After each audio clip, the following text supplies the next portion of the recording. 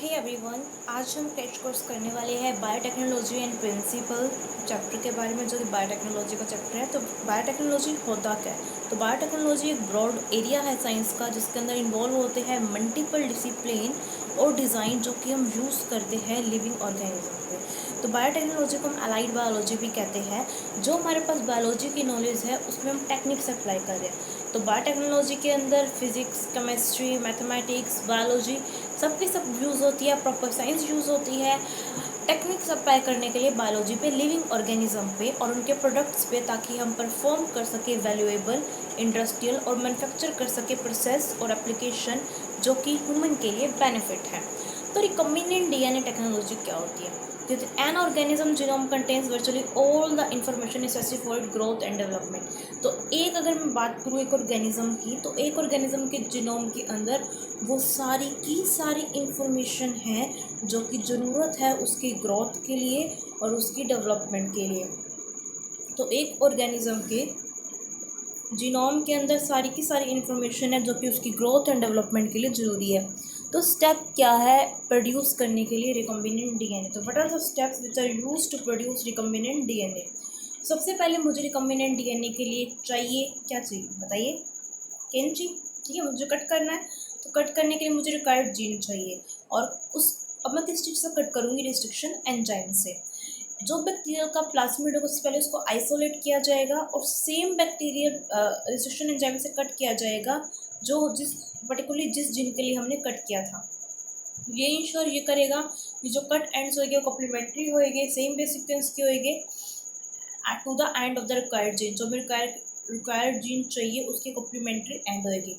The required gene is joint to the plasmid using the enzyme DNA ligase in a process called ligation.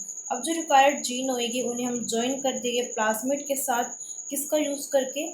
DNA ligase का use करके। अब इस process को हम बोलते हैं लाइगेशन, क्योंकि इस प्रोसेस के अंदर हम जो जीन है उसको क्या कर रहे हैं? ज्वाइन कर रहे हैं प्लाज्मिड के साथ डीएनए लाइगेज का यूज़ करके, इसलिए हम इसको बोल रहे हैं लाइगेशन। और रिजल्टिंग रिकॉम्बिनेंट प्लाज्मिड जो रिटर्न हो जाएगा बैक्टीरियल सेल में। अब जो बैक्टीरिया रिप्रोड्यूस करने लगेगा एंड जो रिक्वायर्ड जीन हम उसका क्लोनिंग बना लेंगे। अब आता है हमारे पास ऑब्टेनिंग एंड मैनिपुलेटिंग डीएनए। तो quite straight forward to isolate DNA. सबसे पहले हमें आइसोलेट करना है जीनोमिक डीएनए। सबसे पहले हमें क्या करना पड़ेगा? रिमूव करना पड़ेगा टिश्यू फ्रॉम ऑर्गेनिज्म। हम सबसे पहले टिश्यू को ऑर्गेनिज्म से रिमूव करेंगे। Homogenise and lysis buffer containing guanidine thiocyanate denatures protein. And हम उसको फिर क्या करेंगे? होमोजेनाइज करके सेम सोल्यूशन बनाएंगे एंड बफर के अंदर किसका यूज़ करके? ग्वानिडाइन थायोसाइनेट मिक्स करेंगे फिनॉल के साथ, क्लोरोफॉर्म के साथ, ताकि रिमूव हो जाए क्या? प्रोटीन।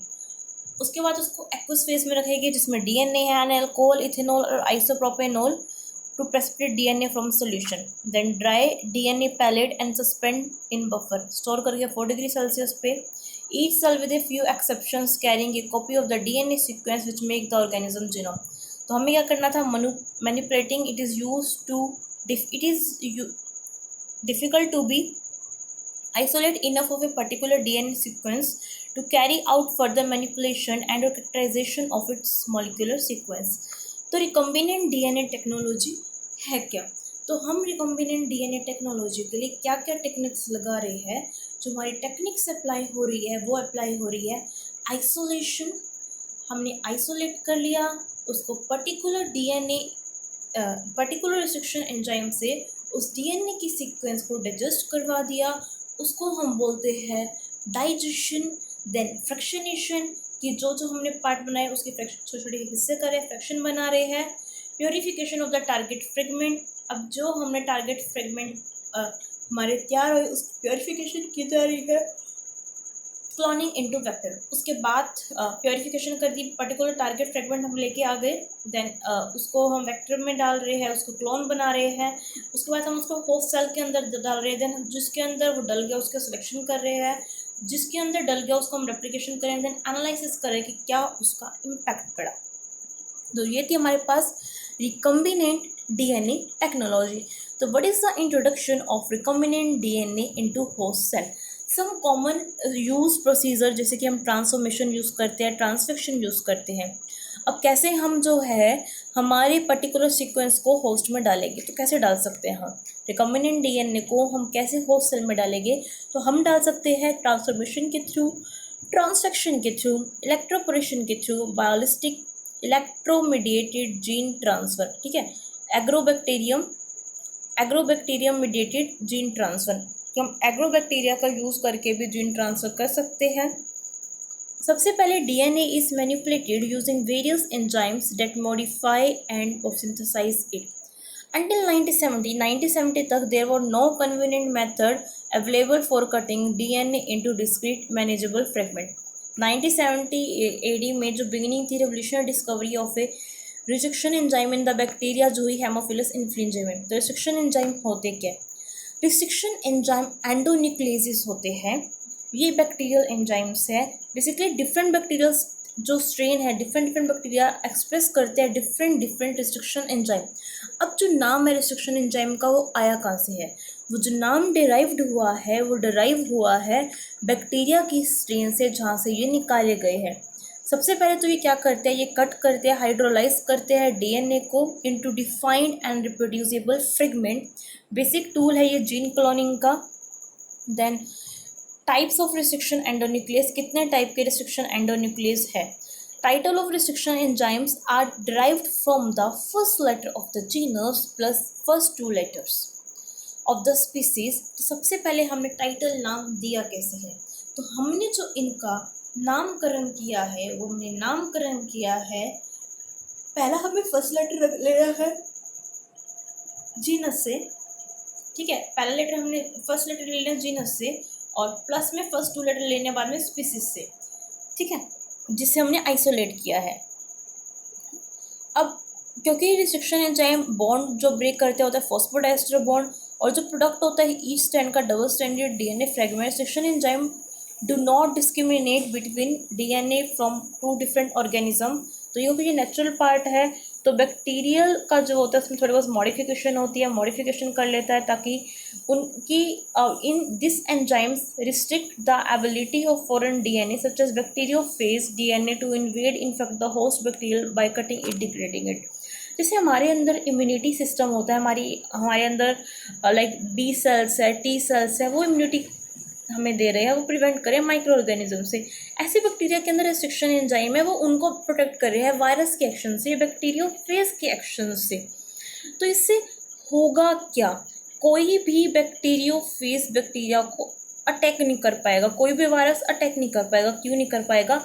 क्योंकि रिस्ट्रिक्शन एंजाइम वहाँ पे है। रिस्ट्रिक्शन एंजाइम क्या करेंगे, रिस्ट्रिक्ट कर देंगे किसकी एबिलिटी, फॉरेन डीएनए की एबिलिटी, ताकि वो जो होस्ट बैक्टीरिया है उसमें आ ना पाए। उसकी एबिलिटी रिस्ट्रिक्ट कैसे करेंगे, उसकी डीएनए सीक्वेंस को कट कर देंगे।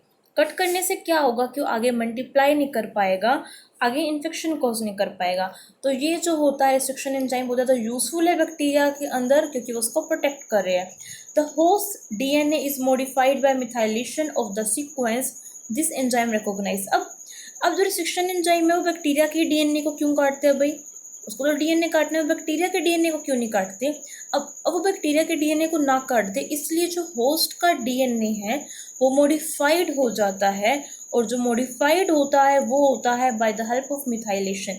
मतलब कि हमारा जो बैक्टीरिया जी है उनके वो होस्ट होए, क्योंकि उनके अंदर आके वायरस रहने वाला है, तो उनका डीएनए क्या होगा, मॉडिफाइड हो जाएगा। एंड मॉडिफाइड कैसे होगा, मॉडिफाइड होगा मिथाइलेशन, मतलब कि एडिशन ऑफ मिथाइल ग्रुप, जो इनकी सीक्वेंस है डीएनए की सीक्वेंस है उसके अंदर मिथाइल ग्रुप जाके ऐड हो जाएगा। मिथाइल ग्रुप ऐड होते कहाँ पे है, मिथाइल ग्रुप जो ऐड होते हैं वो ऐड होते हैं साइटोसिन पे या फिर एडेनिन न्यूक्लियोटाइड्स पे, in order to protect the bacterial host DNA from degradation by its own enzyme। अब मिथाइल ग्रुप ऐड हो सी और ए न्यूक्लियोटाइड्स पे ताकि वो बैक्टीरिया की होस्ट डीएनए को प्रोटेक्ट कर सके खुद ही के एंजाइम से। तो ये टोटल 4 प्रकार के होते हैं, type 1, type 2, type 3 and type 4। तो अगर मैं बात करूँ टाइप 1 की, तो टाइप 1 रिकॉग्नाइज करते हैं स्पेसिफिक सीक्वेंस को। Type 1 recognise specific sequence but then track along DNA, लगभग जिनका डीएनए की सीक्वेंस होती है 1000 से 5000 basis, before cutting one strand and releasing A number of nucleotides approximate 75 where the cut is made. A second molecule of the endonuclease is required to cut the second strand of the DNA, that is ECO-K. इसके लिए इसको क्या चाहिए, magnesium ion चाहिए, ATP चाहिए, SAM S adenosyl methionine चाहिए, and cofactor चाहिए इसके फंक्शन के लिए। टाइप 2 क्या करता है, रिकॉग्नाइज करता है specific target sequence in DNA। जो टाइप 2 है वो रिकॉग्नाइज करता है स्पेसिफिक टारगेट सीक्वेंस जो है DNA में उसको, एंड देन ब्रेक कर देता है DNA को विद इन और close to recognition site.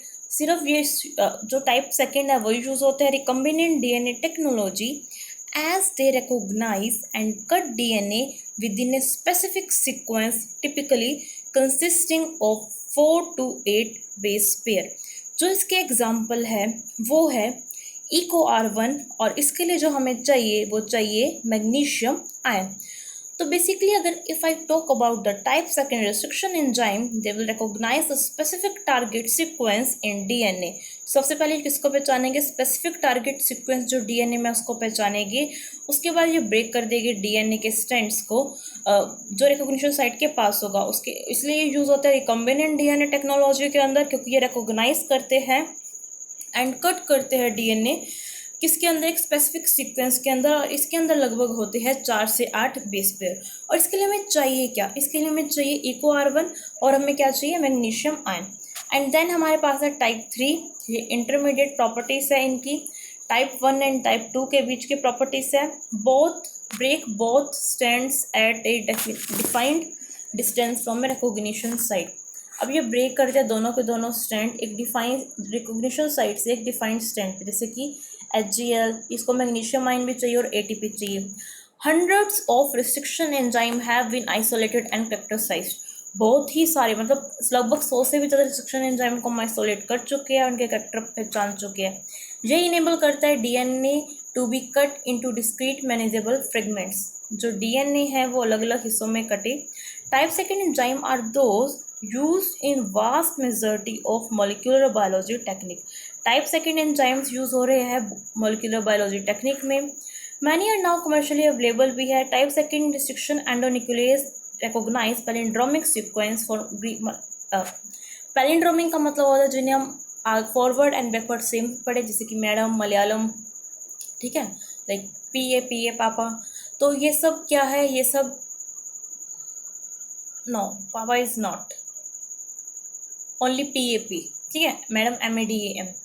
A segment of double-stranded DNA in which the nucleotide sequence of one strand reads in reverse order to that of the complementary strand, कि same रहेगा जैसे कि GAA-TTC, ठीक है। अब इसकी complementary भी क्या आएगी, GAA-TTC। तो डिफरेंट एंजाइम कट करते हैं डिफरेंट पोजीशन पे, कुछ जनरेट करते हैं 5 प्राइम ओवरहैंग जैसे कि EcoR1, कुछ जनरेट करते हैं 3 प्राइम ओवरहैंग। तो ये अलग अलग इनके है। स्टिकी एंड को बोलते हैं कोहेसिव एंड। तो ये सब था। अब यहाँ पे ये बेसिक है रिकम्बिनेंट DNA टेक्नोलॉजी का। उसके बाद अब ये लाइगेट कर देंगे पर्टिकुलर DNA सीक्वेंस को, एंड फिर उसके बाद हम insert, checking the size of insert, checking the orientation of the insert. उसके बाद हम डिटरमाइन करेंगे pattern of restriction sites with in insert DNA। तो it's all about the today guys. Thank you so much, bye bye, and subscribe my channel. Thank you so much.